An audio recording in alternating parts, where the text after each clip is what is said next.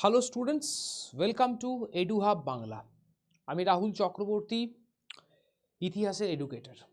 আজকে edu hub বাংলার এই ইউটিউব প্ল্যাটফর্মে আমি তোমাদের সাথে যে টপিকটা নিয়ে আলোচনা করব সেই টপিকটা তোমরা প্রত্যেকে দেখতে পাচ্ছ, advent of the Europeans in India.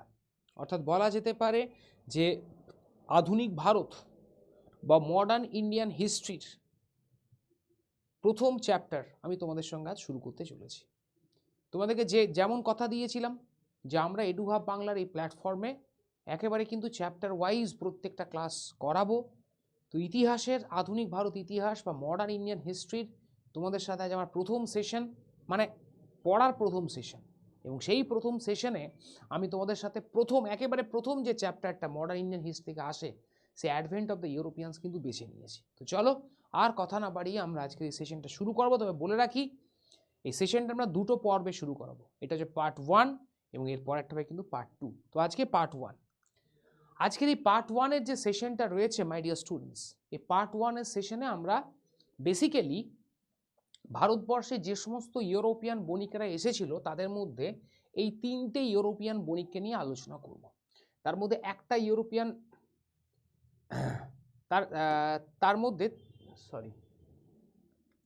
তার মধ্যে তিনটে ইউরোপিয়ান বণিককে নিয়ে আমরা আলোচনা করব, ঠিক আছে? এবং সেই তিনটে ইউরোপিয়ান বণিকের মধ্যে একটা হচ্ছে তোমার পর্তুগিজ, রাইট? তারপরে আলোচনা করব ডাচেদেরকে নিয়ে, ডাচ মানে যারা ওলন্দাজ, যারা হল্যান্ড বা নেদারল্যান্ড থেকে এসেছিলেন। এবং আরেকটা আলোচনা করব ডেনস, মানে যারা ডেনমার্ক থেকে এসেছিলেন, ঠিক আছে? তো চলো, প্রথমে আমরা আলোচনা করব যাদেরকে নিয়ে, তারা হচ্ছে কিন্তু পর্তুগিজ। এখানে একটা বিষয় তোমাদের প্রথমত বলে রাখি মাই ডিয়ার স্টুডেন্টস, সেটা হচ্ছে ভারতবর্ষে এই যে ইউরোপিয়ান বণিকেরা ভারতবর্ষে এসেছিল, তার মধ্যে প্রথম যে ইউরোপিয়ান বণিকটা ভারতে পা রেখেছিল তাদের নাম কি ছিল? প্রত্যেক মনে রাখবে, পর্তুগিজ। পরীক্ষায় প্রশ্ন আছে যে ভারতবর্ষে প্রথম যে ইউরোপিয়ান বণিকটা পা রেখেছিল তারা ছিল কিন্তু পর্তুগিজ, রাইট? এখন প্রশ্ন হচ্ছে এটা, এই পর্তুগিজরা যে ভারতবর্ষে পা রাখলো, কেন রাখলো, কি কারণের জন্য রাখলো স্যার? ভারতবর্ষে পর্তুগিজদের এই পা রাখার পিছনে অনেকগুলো ফ্যাক্টর ছিল। তার মধ্যে প্রথম যে ফ্যাক্টরটা ছিল সেই ফ্যাক্টরটা হচ্ছে, তখন যেহেতু আকাশপথ প্লেন ব্যবস্থা, মানে এরোপ্লেন তখন তো আবিষ্কার হয়নি, রাইট ব্রাদার্স তখন এরোপ্লেন আবিষ্কার করেন। তো পর্তুগাল থেকে যদি ভারতবর্ষে আসতে হয় তাহলে সমুদ্রপথে আসতে হবে। এবার ইউরোপ থেকে ভারতে আসার যে সমুদ্রপথ, সে সমুদ্রপথ প্রথম যে পর্তুগিজ ভদ্রলোক আবিষ্কার করলেন মাই ডিয়ার স্টুডেন্টস, তার নাম কি জানো? তার নাম হচ্ছে বার্থেলোমিও দিয়াস। পর্তুগাল থেকে, পুরো ইউরোপ থেকে ভারতে আসার, আটলান্টিক দিয়ে ভারতে আসার সমুদ্রপথ যিনি আবিষ্কার করলেন তার নাম এই ভদ্রলোক, বার্থেলোমিও দিয়াস। 1487 সাল নাগাদ মাই dear students, in the year of the 1487, 1487 সাল নাগাদ বার্থেলোমিও দিয়াজ ইউরোপ থেকে ভারতে আসার সমুদ্রপথ আবিষ্কার করলেন। এবং এই পথটাকে তিনি যে নামে অভিহিত করলেন সেই নামটা কি জানো? Cape of Good Hope. কি বললাম? Cape of Good Hope. অর্থাৎ এটাকে আমরা বাংলায় বলতে পারি, কি বলতে পারি গো? বাংলায় এটাকে বলতে পারি উত্তমাশা অন্তরীপ। তাহলে আমরা এখান থেকে একটা প্রশ্ন পেয়ে গেলাম যে উত্তমাশা অন্তরীপ কে আবিষ্কার করেছিলেন? উত্তমাশা অন্তরীপ আবিষ্কার করেন আমাদের বার্থেলোমিও দিয়াস। কত সালে আবিষ্কার করেন মাই ডিয়ার স্টুডেন্ট? 1487 সালে। আর যদি প্রশ্ন দেয় যে ইউরোপ থেকে ভারতে আসার সমুদ্রপথ কে আবিষ্কার করেন, সেটারও আনসার আমরা পেয়ে গেলাম। ইউরোপ থেকে ভারতে আসার সমুদ্রপথ যিনি আবিষ্কার করেন তিনি হচ্ছেন বার্থেলোমিও দিয়াস। কিন্তু এখানে একটা আইরনি আছে। কি আইরনি? বার্থেলোমিও দিয়াস তিনি ইউরোপ থেকে ভারতে আসার সমুদ্রপথ আবিষ্কার করলেন, Bartholomew Dias Cape of Good Hope বা উত্তমাশা অন্তরীপ আবিষ্কার করলেন, ভালো কথা। কিন্তু বার্থেলোমিও দিয়াস যে ভুলটা করলেন, সেই ভুলটা হচ্ছে কি জানো? সেই ভুলটা হচ্ছে এটাই যে বার্থেলোমিও দিয়াস তিনি ভারতবর্ষে পৌঁছতে পারলেন না, তিনি ভারতবর্ষে পা রাখতে পারলেন না। এটা ফ্যাক্ট, এটা পরীক্ষায় দেয়। আর লোকজন এটাকে নিয়ে কিন্তু কনফিউজড হয়ে যায় যে sir Cape of Good Hope বা উত্তম আশা অন্তরীপ বার্থোলোমিউ দিয়াস আবিষ্কার করেছেন, সেটা স্যার বুঝলুম যে Bartholomew Dias Cape of Good Hope আবিষ্কার করেছেন, কিন্তু স্যার বার্থোলোমিউ দিয়াস কি ভারতবর্ষে পা রাখতে পেরেছিলেন? The answer is no. মনে রাখবে, বার্থোলোমিউ দিয়াস কিন্তু ভারতবর্ষে পা রাখতে পারেননি। ভারতে আসার সমুদ্রপথ আবিষ্কার করেছেন, কিন্তু ভারতে তিনি পা রাখতে পারেননি। This is the fact. ঠিক, তাহলে স্যার ভারতবর্ষে পা রাখবেন কে? এক্ষেত্রেও কিন্তু পর্তুগিজরা এগিয়ে, মানে গোটা ইউরোপকে ভারত সহ এই প্রাচ্য দেশে আসার সমুদ্রপথ আবিষ্কারের কৃতিত্ব পর্তুগিজদের। ঠিক তো, কারণ বার্থোলোমিউ দিয়াস তিনি পর্তুগালের লোক। বার্থোলোমিউ দিয়াসের এই কীর্তি যখন প্রকাশিত হলো, তখন পুরো পর্তুগাল জুড়ে শোরগোল পড়ে গেল। যাক, তাহলে শেষমেশ আমরা প্রাচ্য দেশে পৌঁছানোর পথ আবিষ্কার করে ফেলতে পেরেছি। সেই সময় পর্তুগালের রাজা কে ছিলেন জানো? সেই সময় পর্তুগালের যিনি রাজা ছিলেন তার নাম ছিল প্রথম ম্যানুয়েল। এই ভদ্রলোকের নামটাও কিন্তু আমরা মনে রাখবো। এই যে প্রথম ম্যানুয়েল ঠিক করলেন, তিনি পর্তুগালের রাজা।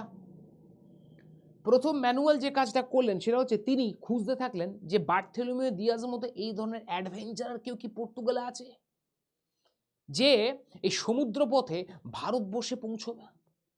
কারণ ভারতবর্ষ সম্পর্কে এই পর্তুগালের রাজা প্রথম ম্যানুয়েল খবর পেয়েছেন যে ভারতবর্ষ এমন এক দেশ, সেই দেশে যেতে পারলে সামুদ্রিক বাণিজ্য যেটা হচ্ছে সি ট্রেড, সেই সি ট্রেডকে কিন্তু একচেটিয়াভাবে ম্যানিপুলেট করা যাবে, এবং তার সাথে এই যে আমাদের খ্রিশ্চান ধর্ম, খ্রিশ্চান নীতি যেটা, সেই খ্রিশ্চান ধর্মকে আমরা ভারতবর্ষে কিন্তু প্রসার ঘটাতে পারবো।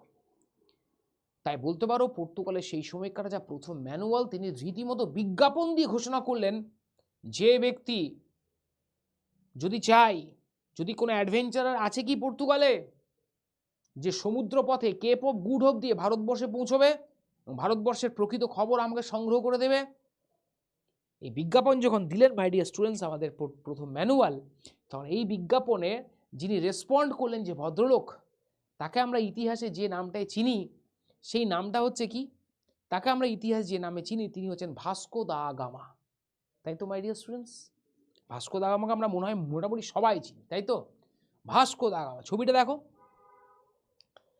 এই ভাস্কো দা গামা তিনি কিন্তু পর্তুগালের রাজা প্রথম ম্যানুয়ালের যে স্পন্সরশিপ, সেই স্পন্সরশিপ গ্রহণ করলেন, এবং এই ভাস্কো দা গামা 1497 সাল নাগাদ পর্তুগালের রাজধানী লিসবন শহর থেকে তার সমুদ্র, তার যে নৌতরি, সেই নৌতরি নিয়ে তিনি যাত্রা শুরু করলেন, আর ভারতবর্ষে এসে পৌঁছলেন 1498 সালে, 1498।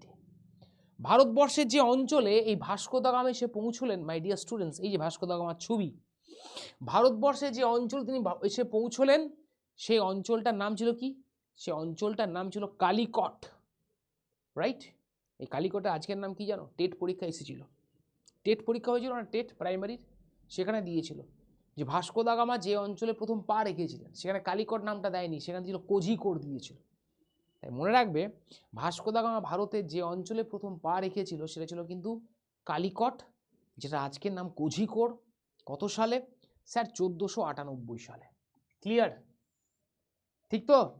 দেখো এবার তোমাদের যে কথাটা বলেছিলাম, ওই যে ইন্ট্রোডাক্টরি ক্লাসটা করেছিলাম এডুহাব বাংলায়, সেখানে বলেছিলাম না যে প্রত্যেকটা চ্যাপ্টার পড়তে হবে এবং তারপর সেই চ্যাপ্টার থেকে পিওয়াইকিউগুলো সলভ করতে হবে।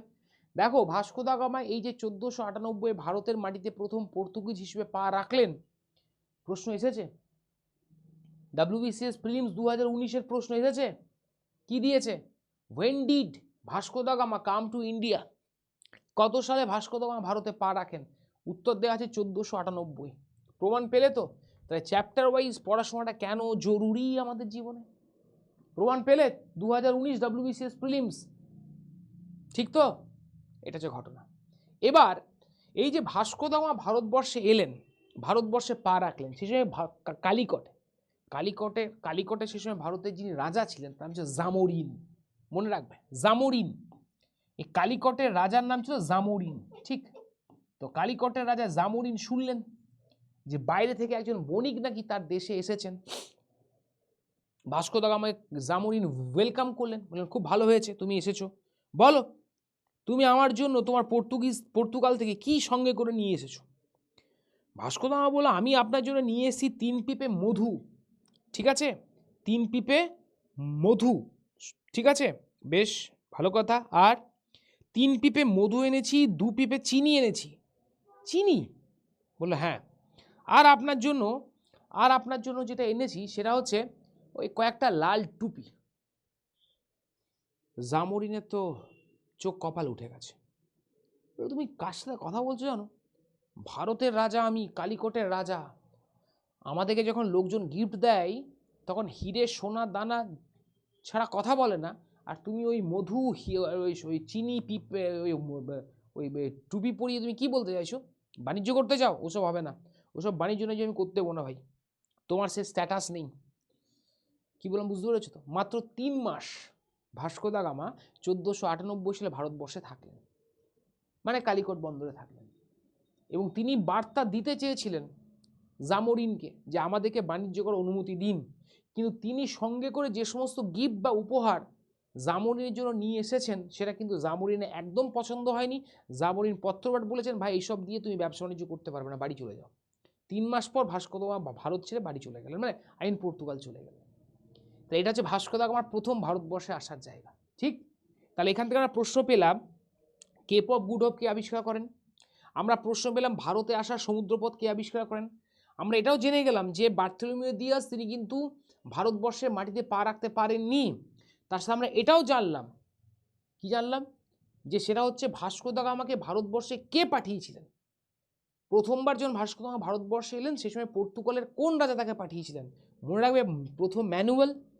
তার সাথে আমরা এটাও জানলাম যে সেটা হচ্ছে কালিকটের বর্তমান নাম কি, আর কালিকটের রাজা কে ছিলেন? জামোরিন। আশা করি অবধি তোমরা প্রত্যেকে বুঝতে পেরেছো বা আমরা জানতে পেরেছি। ক্লিয়ার? এরপর মাই dear students, Vasco da gamma চলে যাওয়ার পর ভারতবর্ষে দ্বিতীয় পর্তুগিজ অ্যাডভেঞ্চারের নাম কি হবে তাহলে? ভাস্কো দা গামা যদি প্রথম পর্তুগিজ অ্যাডভেঞ্চারার হয় তাহলে ভারতবর্ষে বলা যেতে পারে দ্বিতীয় পর্তুগিজ অ্যাডভেঞ্চারার হিসেবে আমরা যার নাম বলতে পারি তার নামটা কি জানো? তার নাম হচ্ছে পেদ্রো অ্যালভারেজ ক্যাব্রাল।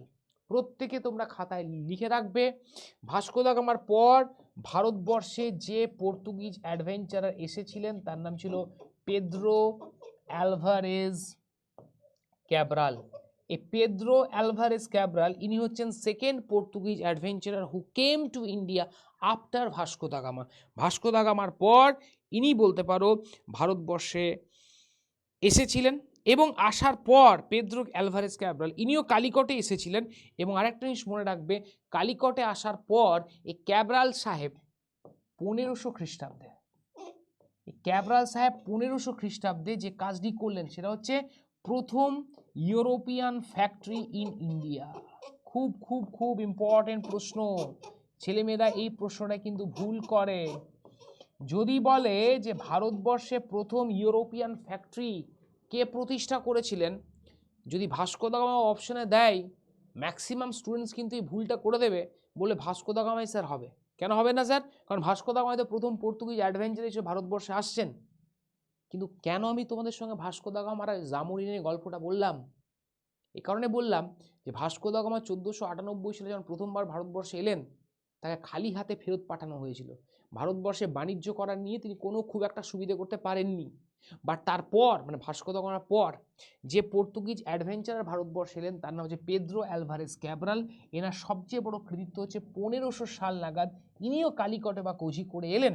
তবে ভাস্কো দা গামা যেটা করতে পারেননি, হি manage to convince Zamorin, the then ruler of the Calicut, and first he was the first one who established a European factory in India.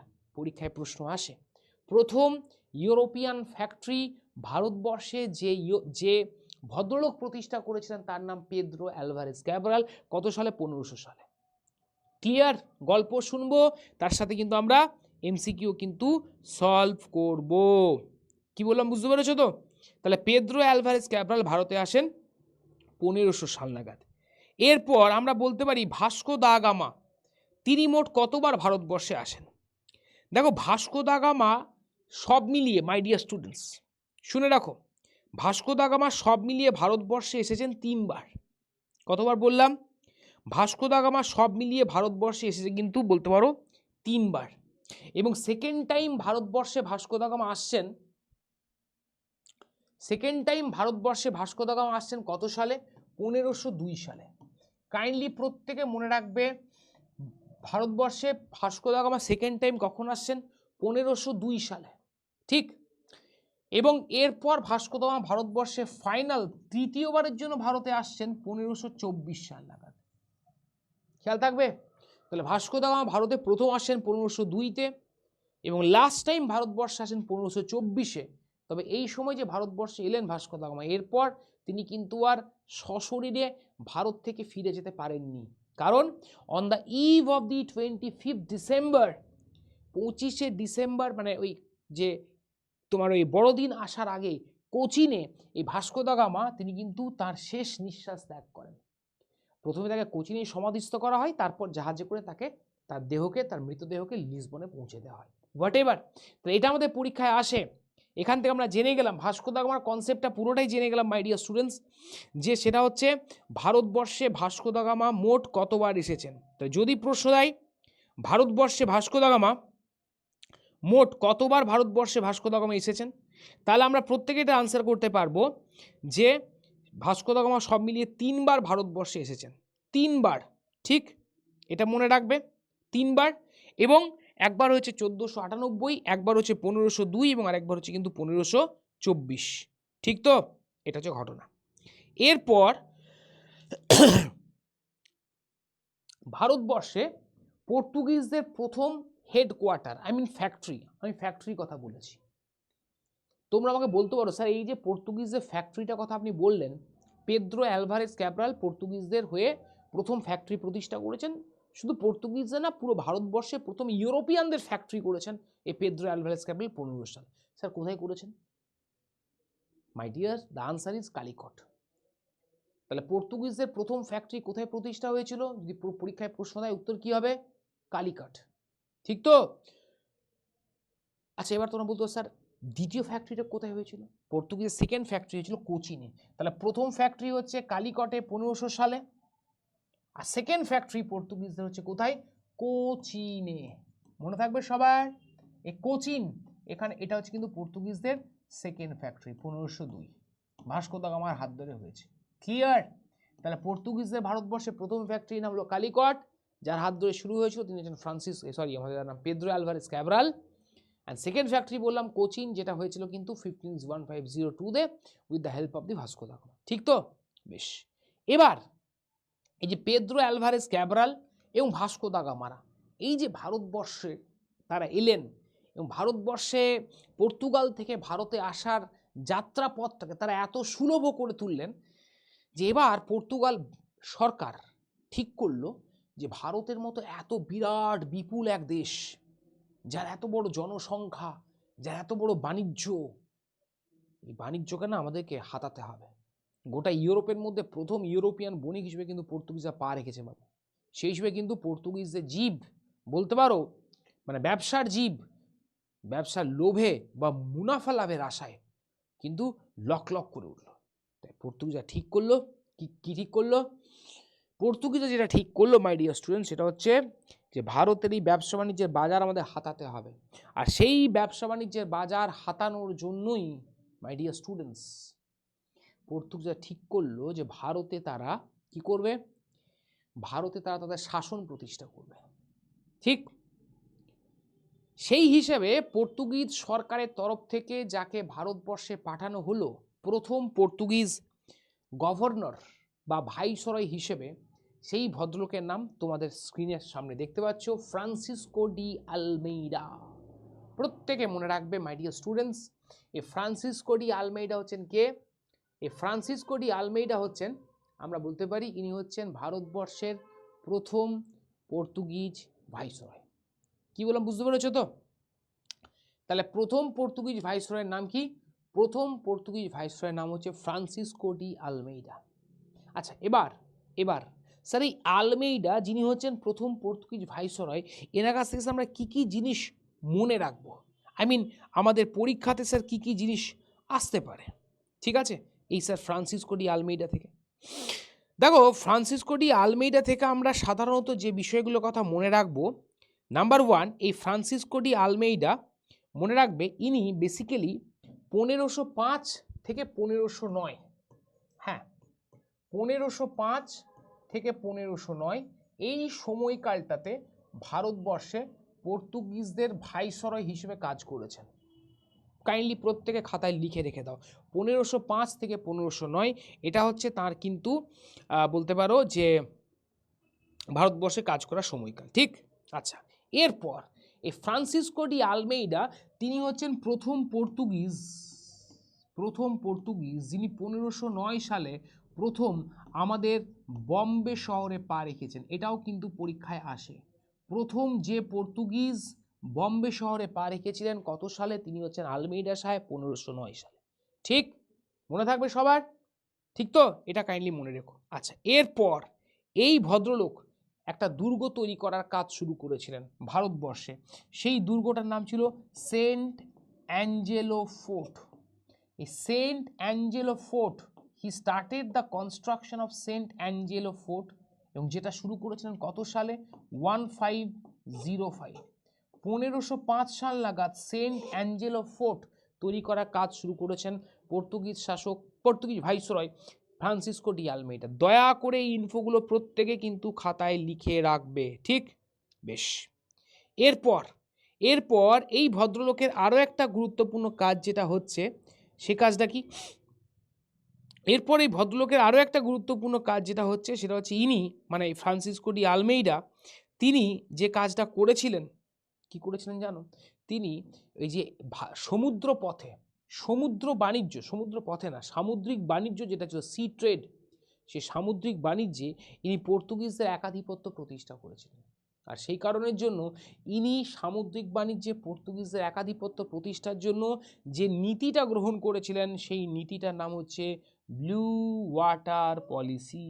পরীক্ষায় খুব গুরুত্বপূর্ণ প্রশ্ন আসে, নীল জল নীতি বলতে কি বোঝায়? অর্থাৎ যে সামুদ্রিক বাণিজ্য চলছিল, মাই ডিয়ার স্টুডেন্টস, যে সামুদ্রিক বাণিজ্য যেটা চলছিল, সে সামুদ্রিক বাণিজ্য, যেহেতু সমুদ্রের জল নীল, তাই সামুদ্রিক বাণিজ্যে পর্তুগিজদের একাধিপত্য প্রতিষ্ঠা করেছিলেন এই ভদ্রলোক আলমেইডা সাহেব। এবং একাধিপত্য কেমন ধরনের একাধিপত্য তোমরা কি জানো? আলমেইডা সাহেব বললেন যে এরপর থেকে সামুদ্রিক বাণিজ্যে অন্যান্য যে বণিকেরা রয়েছে, তারা যদি সামুদ্রিক বাণিজ্য করতে চায়, তাহলে সেক্ষেত্রে তাদেরকে পর্তুগিজদের কাছ থেকে অনুমতি গ্রহণ করতে হবে। Is it clear to everyone? অর্থাৎ পর্তুগিজদের কাছ থেকে তোমাকে অনুমতি গ্রহণ করতে হবে। এই অনুমতি গ্রহণ করার প্রথাটাকে বলা হয় কার্টেজ সিস্টেম। দেওয়া আছে, মনে রাখবে, কার্টেজ সিস্টেম। এই দুটো প্রশ্ন এখান থেকে পেয়ে গেলাম। তাহলে ব্লু ওয়াটার পলিসি বলতে কি বোঝায়? নীল জল নীতি। অর্থাৎ এই নীল জল নীতির অর্থ হচ্ছে মাই ডিয়ার স্টুডেন্টস, সেটা হচ্ছে যে ফ্রান্সিসকো ডি আলমেইডা তিনি সমুদ্রে বা সামুদ্রিক বাণিজ্যে পর্তুগিজদের একাধিপত্য প্রতিষ্ঠা করেছিলেন, নাম্বার ওয়ান। আর নাম্বার টু, অন্যান্য বণিকেরা যদি সামুদ্রিক বাণিজ্য করতে চায়, তাহলে সেক্ষেত্রে পর্তুগিজদের কাছ থেকে সাহায্য কিন্তু গ্রহণ করতে হবে, বা পর্তুগিজদের কাটেজ বা অনুমতি নিতে হবে। তাই কাটেজ সিস্টেম কারা চালু করেন? পর্তুগিজরা। কোন ক্ষেত্রে কাটেজ সিস্টেম ব্যাপারটা কি আমি আশা করি বোঝাতে পেরেছি, তার সাথে নীল জল নীতি ব্যাপারটা বোঝাতে পেরেছি। ক্লিয়ার? বেশ, এবার আমরা ফ্রান্সিসকো ডি আলমেইডার পর যে ভদ্রলোককে নিয়ে কথা বলবো, তিনি হচ্ছেন আলফান্সো ডি আলবুকার্ক। চলো এবার আমরা বলবো my dear students, Alfonso de আলবুকার্ককে নিয়ে আমরা এবার কিন্তু কথা বলবো। দেখো, আলফান্সো ডি আলবুকার্ককে নিয়ে আমরা কথা বলতে যাই my dear students, Alfonso de আলবুকার্ককে নিয়ে কথা বলতে যাই যদি, তাহলে যে বিষয়টা প্রথমত মনে রাখবে, এই ভদ্রলোক 1509 থেকে 1515, মানে আলমেইডা যেখানে গিয়ে শেষ করছেন, আলফান্সো ডি আলবুকার্ক ঠিক সেখান থেকেই দায়িত্বটা গ্রহণ করছেন। 1509 থেকে 1515 এই সময়কালে তিনি পর্তুগিজদের ভাইসরয় হিসেবে কাজ করছেন। তাহলে ভারতবর্ষে পর্তুগিজদের দ্বিতীয় ভাইসরয়ের নাম কি? যদি প্রশ্ন দেয় আমরা প্রত্যেকে আনসার করতে পারবো। ভারতবর্ষের দ্বিতীয় পর্তুগিজদের ভাইসরয়ের নাম হচ্ছে আলফান্সো ডি আলবুকার্ক, ঠিক? এবার এই আলফান্সো ডি আলবুকার্ক থেকে আরেকটা খুব গুরুত্বপূর্ণ প্রশ্ন আসে, যদি বলো স্যার কি প্রশ্ন আসে, যদি বলো কি প্রশ্ন আসে তাহলে এটাই, ভারতবর্ষে পর্তুগিজ শাসনের রিয়েল ফাউন্ডার যাকে বলা হয়, মনে রাখবে, ভারতবর্ষে পর্তুগিজ শাসনের রিয়েল ফাউন্ডার যাকে বলা হয় তিনি আলফানসো ডি আলবুকার্ক, বা আমরা বলতে পারি আর্কিটেক্ট, আমরা বলতে পারি আর্কিটেক্ট, এই architect of Portuguese rule in India. ভারতবর্ষে পর্তুগিজ শাসনের আর্কিটেক্ট যাকে বলা হয় তিনি হচ্ছেন আমাদের এই আলফানসো ডি আলবুকার্ক। মনে থাকবে তো, architect of Portuguese rule in India. দয়া করে এই দুটো ইনফরমেশন তোমরা প্রত্যেকে খাতায় লিখে রাখবে। সেটা বললাম, architect of Portuguese rule in India আর real founder of the Portuguese power. ভারতবর্ষে পর্তুগিজ শাসনের প্রকৃত প্রতিষ্ঠাতা আর ভারতবর্ষে পর্তুগিজ শাসনে যিনি আর্কিটেক্ট ছিলেন তার নাম হচ্ছে কিন্তু আলফানসো ডি আলবুকার্ক। এবার এই যে আলফানসো ডি আলবুকার্ক, এনার নাম থেকে কিন্তু ওই আলফানসো বলে যে আমটা রয়েছে না, এই আলফানসো আমের কনসেপ্টটা এনার কাছ থেকে, ঠিক, এটা মনে রেখো। এবার আলফানসো ডি আলবুকার্কের সবচেয়ে বড় কৃতিত্ব কি জানো? এই আলফানসো ডি আলবুকার্ক 1510 সাল নাগাদ তিনি কি করেছিলেন? গোয়া দখল করে নিলেন। কার কাছ থেকে মাই ডিয়ার স্টুডেন্টস? বিজাপুরের সুলতানের আদিল শাহের কাছ থেকে। কি বলবে বলো? তো মনে রাখবে যে গোয়া যে পর্তুগিজ দখল করেন তার নাম কি? তাহলে গোয়া যে পর্তুগিজ দখল করেছিলেন তার নাম হচ্ছে আলফানসো ডি আলবুকার্ক। এবং তিনি কার কাছ থেকে গোয়া দখল করেন? তিনি গোয়া দখল করেন যার কাছ থেকে, সেটা হচ্ছে কিন্তু দ্য সুলতান অফ বিজাপুর। এক্ষেত্রে কিন্তু সালগুলো ইম্পর্টেন্ট। কত সালে গোয়া দখল করে পর্তুগিজরা, কার কাছ থেকে গোয়া দখল করে, কার আমলে গোয়া দখল করে, এটা কিন্তু তোমরা কাইন্ডলি মনে রাখবে। গোয়া দখলের গল্পটা যেমন তোমরা মনে রাখবে, তেমনি আরও একটা গল্প কিন্তু এই ভদ্রলোক সম্পর্কে মনে রাখবে। সেটা কি জানো? সেটা হচ্ছে গোয়ার পাশাপাশি তিনি আরও একটা কেন্দ্র দখল করেছিলেন, সেটা হচ্ছে মালাক্কা, MALACC। মনে রাখবে এই মালাক্কা, এটা 1511 সাল নাগাদ এই আলফানসো ডি আলবুকার্ক প্রতিষ্ঠা দখল করেছিলেন। গোয়া 1510 আর এই মালাক্কা 1511। এই যে দুটো অঞ্চল দখল করলেন না, এই দুটো অঞ্চল দখল করার পরপরই ভারতবর্ষ সহ পুরো এশিয়াতে পর্তুগিজদের শাসনের ভিত্তিটা খুব স্ট্রংলি প্রতিষ্ঠা হয়ে গেল। এই জন্য এই ভদ্রলোককে বলা হয় রিয়েল ফাউন্ডার বা architect of the Portuguese rule in India. কেন বলা হয় তাকে ভারতবর্ষে পর্তুগিজ শাসনের প্রকৃত প্রতিষ্ঠা? তার প্রমাণটা আমরা পেলাম। 1510 সালে তিনি বিজাপুরের সুলতানের কাছে গোয়া দখল করছেন, 1511 সালে তিনি মালাক্কা প্রণালী দখল করে নিচ্ছেন। ফলত ভারতবর্ষে সহ এশিয়াতে যে সামুদ্রিক বাণিজ্য, সে সামুদ্রিক বাণিজ্যে আমরা বলতে পারি পর্তুগিজদের কিন্তু মনোপলি রাইটস, যেটা একচেটিয়া অধিকার, সেটা কিন্তু প্রতিষ্ঠা হয়ে গেল। This is why he has rightly been called as the real founder or architect of the Portuguese rule in India. Clear? আচ্ছা, এরপর আমরা বলতে পারি যে আলফানসো ডি আলবুকার্কের সময়কার আরও কয়েকটা গুরুত্বপূর্ণ কাজ কি কি? আরেকটা গুরুত্বপূর্ণ কাজ হচ্ছে ইনি প্রথম একটা দুর্গ প্রতিষ্ঠা করেছিলেন। ইয়াস, যেটা হচ্ছে ফোর্ট ইমানুয়েল দুর্গ। কাইন্ডলি প্রত্যেকে তোমরা এই ইনফোটা খাতায় লিখে রাখবে। মাথায় তো রাখতেই হবে তোমাদেরকে। প্রত্যেকে এটা মনে রাখবে যে প্রথম পর্তুগিজ দুর্গ ইন এশিয়াতে ফোর্ট ইমানুয়েল দুর্গ। এই ফোর্ট ইমানুয়েল দুর্গ মাই ডিয়ার স্টুডেন্টস, এটা কিন্তু প্রতিষ্ঠা করেছিলেন আমাদের এই ভদ্রলোক, আমাদের হচ্ছে তোমার আলফানসো ডি আলবুকার্ক। ঠিক, এটা হচ্ছে কিন্তু এশিয়াতে প্রথম ফোর্ট বা দুর্গ নামে কিন্তু পরিচিত। ঠিক, এটা মনে রাখবে। আচ্ছা, একই সঙ্গে আমরা বলতে পারি যেটা, যে আলফানসো ডি আলবুকার্ক তিনি কিন্তু চীন দেশের সাথে, চাইনার সাথে প্রথম বাণিজ্য পথ খুলে দিয়েছিলেন। এটাও খুব ইম্পর্টেন্ট আসপেক্ট। তোমরা যদি ইউপিএসসির জন্য একটু আধটু পড়াশোনা করো তো দেখবে ইউপিএসসির যে সমস্ত প্রশ্ন বিভিন্ন মক টেস্ট সিরিজগুলো থাকে, সেখানে এই প্রশ্নটা কিন্তু রাখা থাকে, যে সেটা হচ্ছে যে পর্তুগিজ ভাইসরয়ের হাত ধরে ভারতের সাথে চীন দেশের প্রথম বাণিজ্যিক যোগাযোগ শুরু হয়, তার নাম আলফানসো ডি আলবুকার্ক। তার মানে আলফানসো ডি আলবুকার্ক থেকে কী কী প্রশ্ন আসতে আমি সব করে তোমাদের বলে দিচ্ছি। এরপর আলফানসো ডি আলবুকার্কের আরও দুটো গুরুত্বপূর্ণ কৃতিত্ব হলো, সেই দুটো কৃতিত্বের মধ্যে নাম্বার 1 কৃতিত্ব যেটা হচ্ছে, সেটা হচ্ছে তিনি এই যে গোয়া অঞ্চল দখল করলেন, গোয়া দখল করার পর সেখানে তিনি সতীদাহ প্রথা ব্যান করেছিলেন। হ্যাঁ, গোয়া সতীদাহ প্রথা ব্যান করেছিলেন মাই ডিয়ার স্টুডেন্টস, এটা মনে রাখবে, রাইট? সতীদাহ প্রথা ব্যান করেছিলেন এবং এই অ্যালফান্সো ডি আলবুকার্কের হাত ধরে ভারতবর্ষে আমরা বলতে পারি ক্রিশ্চিয়ানিটি মাই ডিয়ার স্টুডেন্টস, অর্থাৎ খ্রিস্টান ধর্ম, খ্রিশ্চান মিশনারিদেরকে ইনি কিন্তু খোলা ছাড় দিয়েছিলেন যে যাও তোমরা এবার চাইলে ধর্ম প্রচার করতে পারো। তাহলে ভারতবর্ষে পর্তুগিজদের আসার দুটো প্রধান উদ্দেশ্য, এক সামুদ্রিক বাণিজ্যকে দখল করা, দুই হচ্ছে ক্রিশ্চিয়ানিটি প্রচার করা। যে পর্তুগিজ ভাইসরয়ের হাত ধরে এই ক্রিশ্চিয়ানিটি প্রচার শুরু হয় তিনি হচ্ছেন আলফান্সো ডি আলবুকার্ক। কোন অঞ্চলে হয়? গোয়া অঞ্চলে হয়। আর সতীদাহ প্রথা ব্যান করেছিলেন এই ভদ্রলোক প্রথম, আলফান্সো ডি আলবুকার্ক, গোয়া অঞ্চলে। ক্লিয়ার?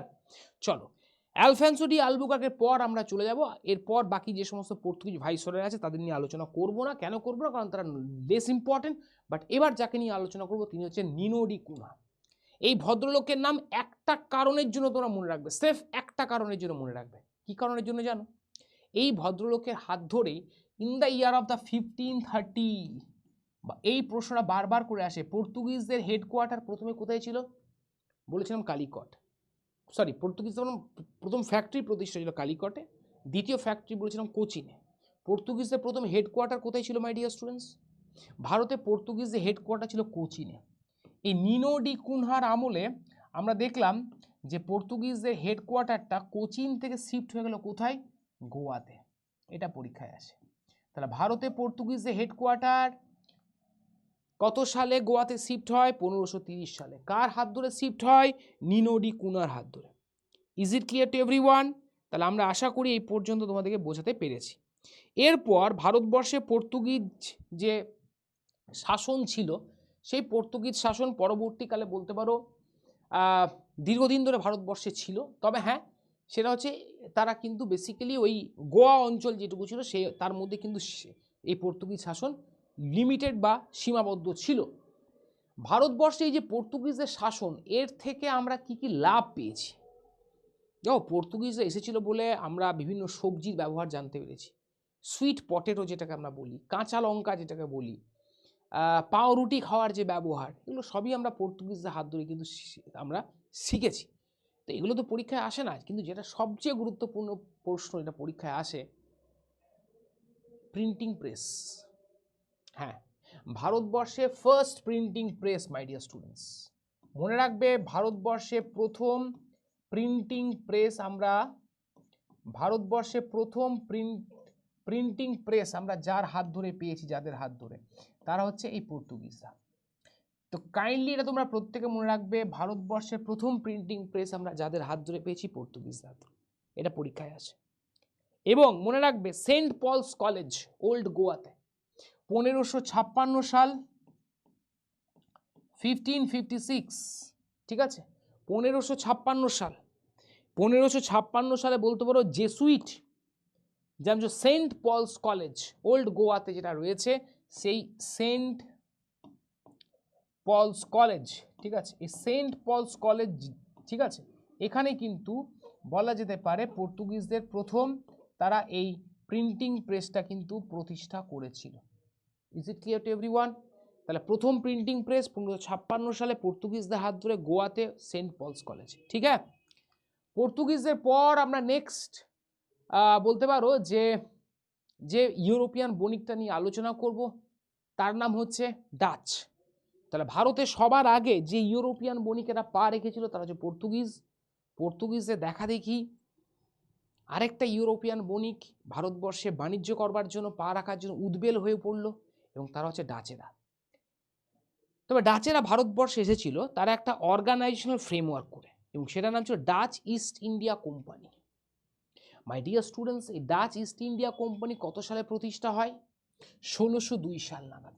তাহলে আমরা এটা প্রত্যেকে মনে রাখবো যে ডাচ ইস্ট ইন্ডিয়া কোম্পানি এটা কত সালে প্রতিষ্ঠা হয়? 1602 সাল নাগাদ এই ডাচ ইস্ট ইন্ডিয়া কোম্পানি প্রতিষ্ঠা হয়, ঠিক। এবং ডাচরা ভারতবর্ষে আসার পর বলতে পারো, আচ্ছা তার আগে বলে রাখি, প্রথম যে ডাচ ইস্ট ইন্ডিয়া কোম্পানি প্রতিষ্ঠা হচ্ছে 1602-তে, বাট প্রথম যে ডাচ অ্যাডভেঞ্চারার ভারতে পা রেখেছিলেন তার নাম কি জানো মাই ডিয়ার স্টুডেন্টস? তার নাম হচ্ছে C.D. হাউটম্যান। এই সিডি হাউটম্যান, মাই ডিয়ার স্টুডেন্টস, ইনি 1598 সাল নাগাদ, কত সাল, 1598, ইনি হচ্ছেন ফার্স্ট ডাচ অ্যাডভেঞ্চারার হিসেবে ভারতবর্ষে পা রেখেছিলেন, মনে রেখো। এবং এই ডাচ ইস্ট ইন্ডিয়া কোম্পানি প্রতিষ্ঠা হয় 1602 সালে। ভারতে ডাচেদের প্রথম হেডকোয়ার্টারের নাম ছিল মুসলিপাতনাম, যেটা অন্ধ্রপ্রদেশে অবস্থিত, ঠিক আছে। এবং পরবর্তীতে ডাচরা ভারতবর্ষের বিভিন্ন জায়গায় তাদের কেন্দ্র প্রতিষ্ঠা করেছে। তবে একটা জিনিস মনে রাখবে, ডাচ দেশ থেকে একটা, এই কয়েকটা প্রশ্নের পরে বা ডাচদের থেকে আরেকটা জিনিস মনে রাখবে, সেটা হচ্ছে কি, ডাচরা বেশি দিন ভারতবর্ষে টিকে থাকতে পারলো না। কেন পারলো না জানো তো? কারণ ওই যে চার্লস ডারউইন সাহেব একটা কথা আছে না, যে সার্ভাইভাল ফর দ্য এক্সিস্টেন্স, তাই না, sorry, survival for the fittest. ডাচরা টিকে থাকতে পারলো না এই কারণের জন্য, কারণ বলতে পারো যেটা, সেটা হচ্ছে এই ডাচেদের সাথে ইংরেজদের একটা মারাত্মক যুদ্ধ হয়েছিল। আর সেই যুদ্ধটার নাম ছিল ব্যাটেল অফ বিদরা, বা যেটা আমরা বলতে থাকি বিদারার যুদ্ধ। এবং সেই বিদারার যুদ্ধে আমরা দেখলাম, যেটা হয়েছিল 1759-এর 25 নভেম্বর, সে ব্যাটেল অফ বিদারা বা বিদারার যুদ্ধে এই ডাচেরা ইংরেজদের কাছে কিন্তু বলতে পারো নির্মমভাবে, ঠিক আছে, মানে ব্যাসিলিক্সলি যেটাকে বলি আর ইংলিশে, ঠিক আছে, সে ব্যাসিলিক্সলি কিন্তু হেরে গেল, ঠিক আছে, এই ব্যাটেল অফ বিদারা যেটা হয়েছিল 1759। এবং এই যুদ্ধে, এবং এই ব্যাটেল অফ বিদারা হচ্ছে কোথায় জানো তো, চন্দননগর আর চুঁচুড়া, আমাদের আজকের যেটা রয়েছে সেই চন্দননগর চুঁচুড়ার মধ্যবর্তী জায়গায় বিদারাটা অবস্থিত। 1759 সালে যুদ্ধ হলো এবং সেই যুদ্ধে ডাচরা ইংরেজরা হেরে গেল। এবং এই যুদ্ধে হেরে যাওয়ার পর ভারতবর্ষে উপনিবেশ স্থাপনের যে স্বপ্ন ডাচেদের, সেটা স্বপ্নই থেকে গেল। আর কিন্তু ডাচরা ভারতবর্ষে ঘুরে দাঁড়াতে পারেনি, দিস আ ফ্যাক্ট। ডাচেদের পর আমরা তোমাদেরকে বলবো যেটা, সেটা হচ্ছে, তার আগে দেখে নাও যে সেটা হচ্ছে 17th সেঞ্চুরি ডাচেদের প্রধান প্রধান কেন্দ্র কোথায় ছিল। যে সুরাটে তারা কেন্দ্র প্রতিষ্ঠা করে 1616-তে, তারা বিমলিপাত্তমে ছিল 1641-এ, ঠিক আছে, কারাইকালে ছিল 1645-এ, চিনসুরা মানে যেটা চুঁচুড়ো আমাদের, সেটা করেছিল তারা 1653 সালে, 1658-তে বরানগর কাশিমবাজার, রাইট, বালাসোর পাটনা এবং এই নাগাপাত্তিনাম, ঠিক আছে, বা নাগাপাট্টাম যেটা আমরা বলে থাকি। আর কোচিনে করেছিল 1663-তে, ঠিক আছে। আর মনে রাখবে এই ডাচেদের কাছে, ডাচেদের সবচেয়ে বড় মানে অ্যাচিভমেন্টটা কি জানো? আমাদের ভারতবর্ষে যে বস্ত্র তৈরি হতো, I mean textile, Indian textile, ভারতীয় মসলিন, সেই ইন্ডিয়ান টেক্সটাইলকে গোটা ইউরোপের বাজারে জনপ্রিয় করে তোলার কৃতিত্ব যদি কারোর থেকে থাকে, তা সে ডাচ বা ওলন্দাজদের। এদের হাত ধরেই ভারতীয় মসলিন বলা যেতে পারে, ইন্ডিয়ান সিল্ক বা ইন্ডিয়ান টেক্সটাইল গোটা ইউরোপের বাজারে তুমুলভাবে কিন্তু জনপ্রিয়তা পেয়েছে, ঠিক, এটা মনে রেখো। এরপর আমরা আমাদের আজকের সেশনের লাস্ট যে ইউরোপিয়ান বণিকদের, ডেনসদের নিয়ে আলোচনা করব। দেখো, ডেনসরা যেখান থেকে এসেছিল সেটা ডেনমার্ক। ভারতবর্ষে ডেনমার্ক থেকে এসেছিল ডেনসরা। ভারতবর্ষে ডেনসদের প্রধান হেডকোয়ার্টার ছিল যেখানে, সেটা ছিল ট্র্যাঙ্কিউবার, রাইট। ট্র্যাঙ্কিউবারে তারা 1620 সালে তাদের প্রথম তাদের হেডকোয়ার্টার প্রতিষ্ঠা করেছিল, রাইট। এবং বাংলাতে এই ডেনদের প্রধান কেন্দ্র ছিল শ্রীরামপুর। ডেনমার্কের বণিকেরা বাংলাতে যেখানে তাদের প্রধান কেন্দ্র প্রতিষ্ঠা করেছিল সেটা ছিল শ্রীরামপুর। আর এই শ্রীরামপুরকে কী নামে অভিহিত করা হতো জানো? মনে রাখবে, ফ্রেডারিক নগর। তোমরা প্রত্যেকে খাতায় লিখে রাখবে, এই শ্রীরামপুরকে ডেনরা যে নামে অভিহিত করেছিল সেটা ছিল ফ্রেডারিক নগর। এই ফ্রেডারিক নগর, এটা ছিল কিন্তু ডেনদের, সরি, শ্রীরামপুরকে তারা এই নামে কিন্তু ডাকতো, ঠিক। এটা হচ্ছে ঘটনা। তবে ডেনরাও কিন্তু ভারতবর্ষে খুব একটা বেশি দিন টিকে থাকতে পারেনি। যদি বলো কেন স্যার টিকে থাকতে পারেনি, কারণ তার পিছনে একটা বড় কারণ ছিল, ডেন বণিকেরা কার্যত ভারতে দেউলিয়া হয়ে যায় বাণিজ্য করতে এসে। এবং 1845 সাল নাগাদ, in the year of the 1845, তারা ভারতে তাদের যে সমস্ত ট্রেড সেটেলমেন্ট ছিল সেগুলো কিন্তু ইংরেজদের কাছে বিক্রি করে দিয়ে তারা ভারত ছেড়ে কিন্তু পার্মানেন্টলি তাদের দেশ ডেনমার্কে চলে যায়, ঠিক। সো মাই ডিয়ার স্টুডেন্টস, এটা হচ্ছে ডেন সেটেলমেন্টের সেই সময়কার ছবি। বলা যেতে পারে যেটা, এই তোমার ডেনমার্কের ডেনদের চলে যাওয়ার পর অবশ্য আমাদের অ্যাডভেন্ট অফ দ্য ইউরোপিয়ান্স গল্প শেষ হয়নি, এরপর তো আসল গল্প শুরু হবে। এরপর যে বণিকদের কথা আমি বলবো পরের পার্টে, সেকেন্ড পার্টে, সেখানে তো আমরা আলোচনা করব আর নেশন অফ শপকিপার নামে যে জাতিটা পরিচিত, আই মিন দোকানদারের জাতি, যে জাতিটাকে বলা হয়, আই মিন ইংরেজদের কথা, যারা বণিকের মানদণ্ড পরিণত হয়েছিল রাজদণ্ডে। বণিকের ছদ্মবেশে এসে যারা ভারতবর্ষে ভারতবর্ষকে যারা তাদের উপনিবেশে পরিণত করে ফেললো, সেই ইংরেজদের নিয়ে তো গল্প আমরা বলবোই, তবে সে গল্প আজকে নয়। এডুহাব বাংলার এই ইউটিউব প্ল্যাটফর্মে তোমাদের সঙ্গে দেখা হচ্ছে পরের সেশনে, যেখানে অ্যাডভেন্ট অফ ইউরোপিয়ানসের দ্বিতীয় পর্ব নিয়ে ইংরেজ এবং ফরাসি এই দুটো ইউরোপিয়ান বণিককে নিয়ে আলোচনা আমাদের চলবে এর পরের অ্যাডভেন্ট অফ দ্য ইউরোপিয়ানসের দ্বিতীয় পর্বে। আজকের সেশন এই পর্যন্ত, ভালো থেকো সবাই। আর হ্যাঁ, যদি এডুহাব বাংলার ইউটিউব প্ল্যাটফর্ম তোমাদের জন্য উপযোগী হয়ে উঠছে আস্তে আস্তে, তাহলে তোমাদের কাছে আমাদেরও একটা অনুরোধ, আমাদের এই এডুহাব বাংলার এই যে প্রয়াস, সেটাকে আরও সাফল্যমণ্ডিত করার জন্য তোমরা যদি চাও বা তোমরা যদি পারো, তাহলে আমাদের ইউটিউব চ্যানেল লাইক সাবস্ক্রাইব করতে কিন্তু ভুলবে না। ভালো থেকো সবাই, দেখা হবে নেক্সট টপিক নিয়ে নেক্সট সেশনে এডুহাব বাংলার এই প্ল্যাটফর্মে। Thank you everyone.